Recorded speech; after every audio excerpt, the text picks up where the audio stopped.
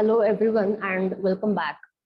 So in the previous video, I concluded the topic variables, that is a variable declaration as well as variable initialization and why there is need to do that when it comes to C program. Now, we will today just start with a sample program which is used to just print the sum of three numbers. So as you can see, red colour में जो दिख रहा है वहां पर कि this program calculates and prints and then so on return by date. It is written inside a slash and that asterisk. So we have seen this thing. This is a comment line. And comment line का क्या purpose होता है वो भी मैंने आपको previous videos में बताया है. So that is the comment.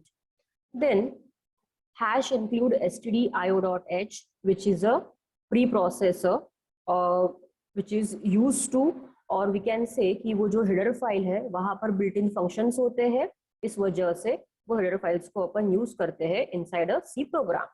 And the full form of that stdio.h is standard input output and that small h stands for header file. Then next line is int main in bracket void. So main is the function जहां से third C program का execution compilation start होता है. आई have told you कि जो भी compiler है it first looks for the main function when it starts compilation या फिर execution. So we must write the main function in C program and whatever is the code वो फिर सारा जाएगा inside the main function. Then main function के साथ यहाँ पर लिखा गया है इंट कीवर्ड. सो ये भी चीजें अपन ने देखी है कि जब भी main function is going to return the integer value, at that time we just write int in front of main and inside the bracket void is written. That clearly means that कि इस main function को कोई भी parameters अपन send नहीं करने वाले during the execution or for the execution. फिर main function के inside आता है दो चीजें, एक तो होता है local declaration and then rest of the statements. Now you can see here again local declarations जो red color में दिख रहा है and यहाँ पर है backslash. That is also a single line comment. So inside that you can see int a, then int b, int c and int sum. So we have seen the topic of variables. So now we can clearly see that ये जो a, b, c and sum ये चारों चीजें क्या है? These are the variables. A, B, C and sum इन चारों variables का जो रिटर्न टाइप है या फिर जो टाइप ऑफ डेटा है that is nothing but the integer. So जैसे ही कंपाइलर अभी प्रोग्राम को कंपाइल करेगा तब इन चारों वेरिएबल्स के लिए वो 2 to 4 बाइट्स की जो मेमोरी है वो रिजर्व करके रखेगा inside main memory area. So for all the 4 variables and फिर जो भी वैल्यूज यूजर पुट करेगा या फिर अपन इनपुट देंगे थ्रू प्रोग्राम वो उसी रिजर्व मेमोरी में स्टोर होगा. सो ये था यहाँ तक का explanation. Then next now you can see there are the statements. So here पहले 4 स्टेटमेंट्स है, उसमें से 3 तो है printf statement and 4th one is scanf statement. So जब भी इनिशियल वीडियो में sample program I have shown you तो वहां पर I have already told you कि जो printf स्टेटमेंट होता है उसका पर्पस है टू प्रिंट द आउटपुट और to print the data on the output screen for the end user और for the user of the application. Now see जो पहला प्रिंट स्टेटमेंट है printf स्टेटमेंट है उसमें क्या लिखा है? Welcome this program adds. And you if you see starting में भी \n है और इसके एंडिंग में भी \n है. So this \n is a new line character जो सिंपली कर्सर को नए लाइन पर शिफ्ट करता है. So it will just show the output on the new lines. ये भी चीज I have told you in the previous videos. तो ये था पर्पस ऑफ पहला प्रिंट स्टेटमेंट जो सिर्फ क्या करेगा स्क्रीन पर welcome and this program adds ये जो मैसेजेस है ये इसको डिस्प्ले कर देगा. बाद में दूसरा प्रिंटफ स्टेटमेंट वहां पे क्या लिखा है? 3 numbers and then enter 3 numbers. So enter 3 numbers. You can see जो सेकंड प्रिंटफ स्टेटमेंट है it is used to ask for the input from the user. user मतलब क्या, जो इस एप्लीकेशन प्रोग्राम को यूज करेगा, एग्जीक्यूट करेगा, उससे अपने को क्या करना है, 3 नंबर्स इनपुट लेने हैं फॉर दी एडिशन. सो जैसे ही ये मैसेज डिस्प्ले हो जाएगा कि enter 3 numbers, so user will enter the numbers by using keyboard. Now the third printf statement, उसमें क्या मैसेज लिखा है, in the form n n n n n n and then again triple n. so यहाँ पर एक format दिया है कि आपको कौन से वे में नंबर्स को इनपुट करना है, because user can enter the data in any format, but यहाँ पर अपन क्या कर रहे हैं, we are going to perform the addition operation for 3 integers only. So what if अगर यूजर फ्रैक्शनल नंबर एंटर कर दे या फिर कोई कैरेक्टर एंटर कर दे, so obviously that won't work. So that's why यहाँ पर जिस फॉर्मेट में, जिस फॉर्म में नंबर उस यूजर उन्हें इनपुट करने चाहिए, वो भी यहाँ पर मेंशन कर दिया है by using the third printf statement. So ये हुआ तीनों प्रिंटफ का पर्पस, क्यों लिखे हैं ये इस प्रोग्राम में. Now scanf, inside scanf you can see in double quotes %d space %d then %d and then comma ampersand a comma ampersand b and comma ampersand c. now see, जैसे printf होता है for printing the output, C language में scanf function का use होता है to read the input. What is the meaning of reading the input? मतलब जो भी डेटा यूजर एंटर करेगा बाय यूजिंग द कीबोर्ड, वो डेटा रीड होके मेमोरी में स्टोर करने के लिए scanf का यूज होता है. सो यहाँ पर क्या रीड होने वाला है, 3 नंबर्स, इंटीजर नंबर्स रीड होने वाले हैं जो यूजर एंटर करेगा after reading that message ki enter 3 numbers. And now you might be thinking ki what is this %d? So this %d is a format specifier. It is a format specifier or the format string. And %d ही क्यों use किया है, because यहाँ पर जो type है variables का, a b and c का जो टाइप है, that is a integer. तो इंटीजर के लिए scanf में हमेशा यूज होगा एक तो %d या फिर also we can use %i, but mostly %d is used. And then comma you can see ampersand a comma ampersand b comma ampersand c. तो यहाँ पे जो ampersand है, that is nothing but the address of operator. Ampersand is called as a address of operator. तो जैसे ही इसका नाम है address of operator, ये क्या करता है, it is used to store the address of the variable. This ampersand is the address of operator which is used to store the address of the variable. तो जो ampersand a के साथ लिखा गया है वो वेरिएबल a का address store करेगा, जो ampersand small b के साथ लिखा गया है वो वेरिएबल b का एड्रेस स्टोर करेगा, एंड जो ampersand c के साथ लिखा गया है वो वेरिएबल c का एड्रेस स्टोर करेगा. तो एड्रेस क्यों स्टोर करना है, सो दैट जब भी एडिशन ऑपरेशन परफॉर्म करना होगा तो कंपाइलर विल नो कि जो भी वैल्यूज है वो मेमोरी में कहाँ पुट की है, उसको वो सर्च करते नहीं बैठना पड़ेगा, डायरेक्टली एड्रेस रहेगा तो वो वहां पे जाके जो भी वैल्यूज यूजर ने प्रोवाइड की है उसको वो फेच करेगा. सो अगर फॉर एग्जाम्पल अपने को कहीं जाना है and if we know the exact address, तो we don't have to find it and within a shorter amount of time ही अपन वहां पर पहुंच सकते हैं. ऑन दी अदर हैंड अगर अपने को जो एड्रेस नहीं पता है कि एग्जैक्ट एड्रेस क्या है, so we have to find that location, उसमें टाइम चले जाता है. सो सिमिलर वे यहाँ पर भी इस एड्रेस का क्या यूज होगा कि जो भी ऑपरेशन है वो स्पीडीली परफॉर्म होंगे एंड दी एग्जीक्यूशन स्पीड अगर ज्यादा है तो रिजल्ट्स भी यूजर को फास्ट मिलेंगे, and which must be the aim of any software और एप्लीकेशन. नहीं तो फिर ऐसा नहीं होना चाहिए कि इनपुट तो यूजर ने दे दिया है बट प्रोसेसिंग जो है वो एकदम स्लो हो रहा है या फिर यूजर को बहुत टाइम से आउटपुट मिल रहा है, तो ऑब्वियसली आइदर यू और मी या फिर कोई भी ऐसे एप्लीकेशन को यूज नहीं करना चाहेगा.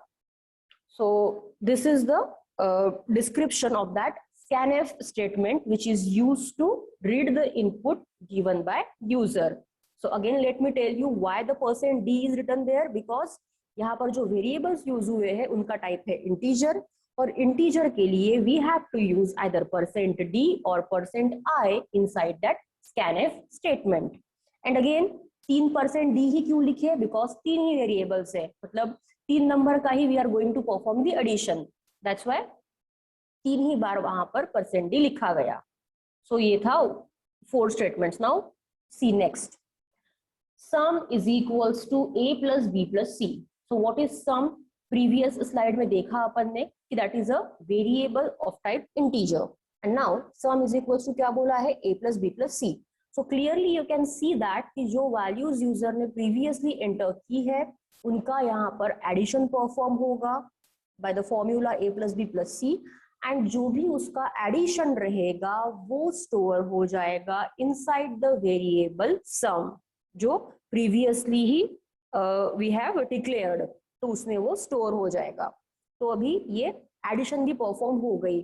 नेक्स्ट अभी क्या करना है, जो एडिशन कैलकुलेट हुई है उसको यूजर को शो करना है. अगेन यूजर को डेटा शो करना है, so we have to use the printf statement. So see क्या लिखा है, printf the total is, and again here you can see what is used, %d. Again the reason is same, जो sum variable है जिसमें result store किया गया है उसका टाइप भी क्या है, it is the integer only, that's why वहां पर लिखा है %d, and then double quotes complete होते ही वहां लिखा है कॉमा सम. तो जो भी सम का वैल्यू है वो इस %d के जगह पर प्रिंट हो जाएगा after the execution of this program. And then again printf statement, which is printing a message, thank you and have a good day. So this printf statement is optional. So this was the program for the addition of 3 numbers. So this is the simplest program I can say. So see यहाँ पर simply क्या हुआ है, hash include वाला stuff and main function, ये तो सारे C program में आएगा. Then जो addition perform करना है उसके जो prerequisites है, means यूजर से अपन इनपुट लेंगे तो उसके लिए 3 वेरिएबल्स, सम को स्टोर करने के लिए और एक वेरिएबल, ये थे प्रीरिक्विजिट्स. उसके बाद में प्रिंटफ से क्या किया अपन ने, यूजर को बताया कि you have to enter the 3 numbers. फिर यूजर जो नंबर एंटर करेगा उनको रीड करने के लिए स्कैनफ का यूज किया. Then to perform the addition we have written the statement sum equals to a plus b plus c. अभी क्या बचता है फिर, सिर्फ टू डिस्प्ले द आउटपुट, तो उसके लिए यूज हुआ printf statement. So this is the way by which we can write the programs by using the C language. Now next is, you can see here यहाँ पर result भी show किया गया है कि इस तरीके से result दिखेगा after the execution of the program. So see, जो पहला printf statement था उसमें था welcome this program adds, उसके बाद 3 numbers, enter 3 numbers, ये message display हुआ and enter the 3 numbers in the form this. उसके बाद में यूजर ने 3 नंबर्स एंटर किए, ये 3 नंबर्स 11, 22 एंड 33 ये रीड होंगे बाय यूजिंग स्कैनफ, एंड उसके बाद द टोटल इज, जो भी इसका रिजल्ट है ये प्रिंट हुआ, and the last printf statement जिसमें था thank you and have a good day. So इस तरीके से आउटपुट मिलेगा whenever this program will get executed. So as I have told you earlier, let me remind you, for writing and compiling and execution of C program, a lot of softwares are there, but जो easily available है and within a seconds जो install होता है वो है Turbo C, Turbo C++. They are freeware, you can just install them. Downloading भी जल्दी हो जाता है, and you can just try these basic programs at the initial stage. So variables के बाद में जो next topic है, that is a constant. So the general meaning of constant is what, कि कोई भी ऐसा चीज जो change नहीं होता. तो यहाँ पर in the C programming, what is this constant? A constant is an entity जिसका value change नहीं होता या फिर change नहीं हो सकता during the execution of a program. So if you see, इसका जो definition है constant का वो exactly opposite है to the definition of variable. Variable क्या था, ऐसा entity जिसका value change हो सकता है या फिर होता है during the execution of a program. But यहाँ पर कांस्टेंट क्या है? कांस्टेंट इज एन एंटिटी जिसका वैल्यू चेंज नहीं होता या फिर नहीं हो सकता during the execution of a program. तो लेट्स सी यहाँ पर क्या डेफिनेशन दिया है on this slide. Constants are the data values that cannot be changed during the execution of a program. Like variables, constants have a type. In this section, we discuss about Boolean, character, integer, real, complex, and string constants. So, what is the similarity between the variable and constant? सिर्फ एक similarity है, वो क्या है? जैसे variables के साथ अपन use करते हैं data type, वैसे ही कांस्टेंट्स के साथ we have to use the data type to mention कि कौन से टाइप का कांस्टेंट है, वो विद इंटीजर है या फिर फ्लोट है या फिर कैरेक्टर है, whatever it is, so we have to mention that. So let's see, there is a note, a character constant is enclosed in a single quote. मतलब अगर इंटीजर या फिर फ्लोट मतलब फ्रैक्शनल जो कांस्टेंट अगर यूज करने हैं तो उनको कोट्स में लिखने की जरूरत नहीं है, but if we want to use a character constant in our program then we must write inside a single quote, otherwise the compiler will just throw an error या फिर आउटपुट में कुछ गड़बड़ी होगा.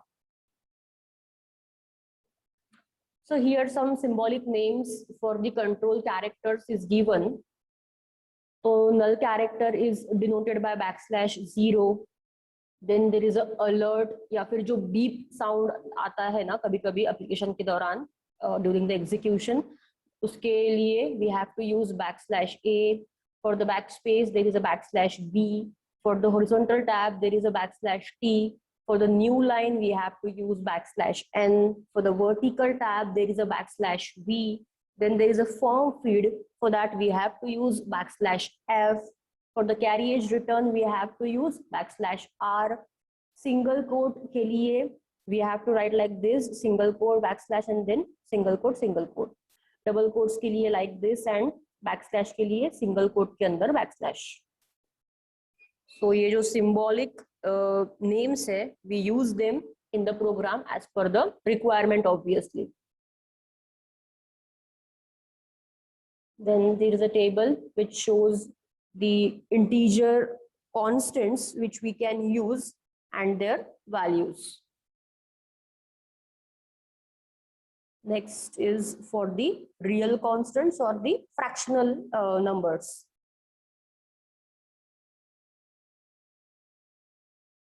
And here they have shown some examples for the some strings. So see, जो first line है उसमें सिर्फ डबल कोट्स है, डबल कोट्स के अंदर कुछ नहीं लिखा है, that means it is a null string. String मतलब क्या होता है? It is a group of character. String is a group of character which is enclosed in the double quotation mark. तो सेकेंड में है सिर्फ स्मॉल h लिखा है. थर्ड में there is a hello world and \n use हुआ है which is a new line character, अभी अपन ने देखा. Next is a message is there, how are you, then good morning, and this starting contains the white characters. So these are the string examples जो अपने को double quotes में लिखना पड़ता है. So here don't confuse between these two things. अगर \0 लिखा है तो वो null character है, and अगर डबल कोट्स में कुछ नहीं लिखा गया है वो तो empty string है. So never mix these two things or never confuse between these two things. \0 ही लिखना पड़ता है अगर null character शो करना है तो. ऐसे नहीं कि डबल कोट्स में अपन लिख देंगे and then like this. Second जो वे है तो that is not considered as a null character. For the null character you must write \0 only. There is a note, use the single quotes for character constants and use the double quotes for the string constant. अगर single character लिखना है तो उसके लिए अपन single quote ही भी use कर सकते हैं, but if we want to write the multiple character for the string then we must use the double quotes only. उसके लिए we cannot use a single quote. So here is a program which shows the constant का concept. So you can see in the comment here that this program demonstrates the 3 ways to use the constants. So as usual, hash include stdio.h, ये चीज तो आने ही वाली है. Now see, hash define then pi space 3.1415926536. So as you know the value of pi is 3.14. So we use 3.14. तो यहाँ पर ये पूरा वैल्यू दिया गया है. Now see, यहाँ पर लिखा गया है hash define. तो प्रोग्राम में कांस्टेंट को डिक्लेयर करने का या फिर लिखने का जो एक वन ऑफ तरीका we can use is by using this hash define statement. This hash define is used in C programming only. So जैसे ही ये एनकाउंटर होगा कंपाइलर के सामने hash define, the compiler will come to know कि इसके आगे जो भी लिखा है वो एक कांस्टेंट है. तो यहाँ पर P I pi is a constant जिसका value 3.14 and then so on, that is a value. So this is the one of way to declare a constant in a C program. Then as usual, there is a main function. Purpose is same, which I have told you earlier. Then inside a local declaration, there is a variable. The name of variable is CPI and is equals to क्या लिखा है pi. Now first observe the thing double CPI.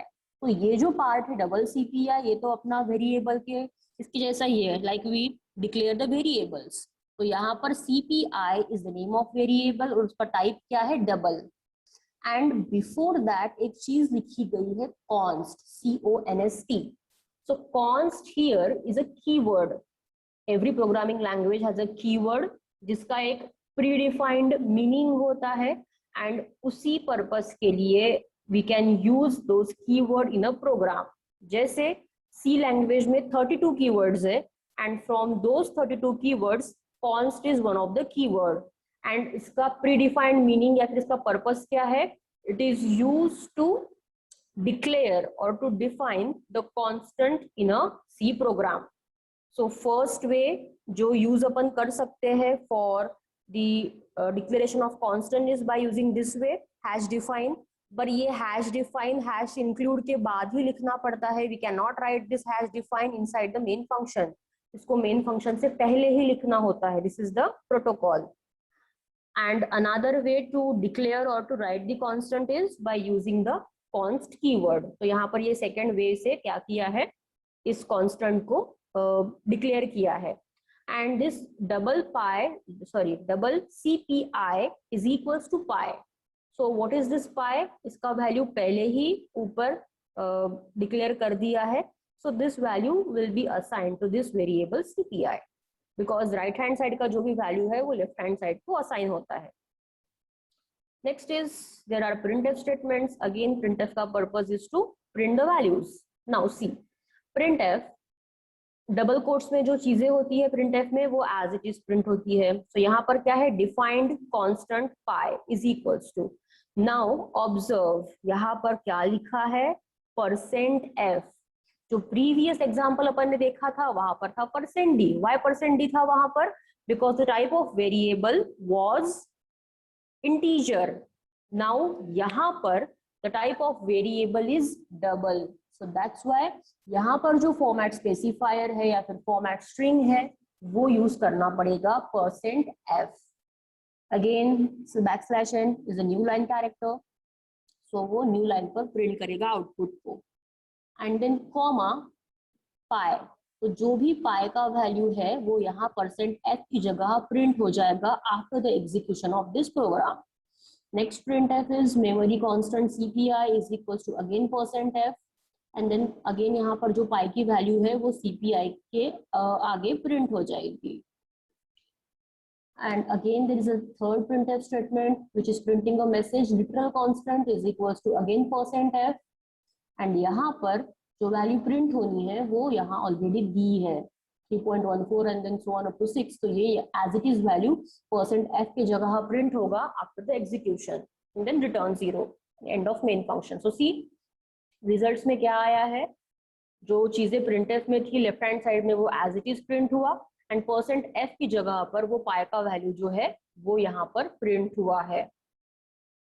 So in this way we can just write the constants inside a C program. पहला वे है we can use the hash define statement, but ये hash define main function से बाहर main function के पहले ही लिखना होता है, उसको main function के अंदर या फिर बाद में नहीं लिख सकते.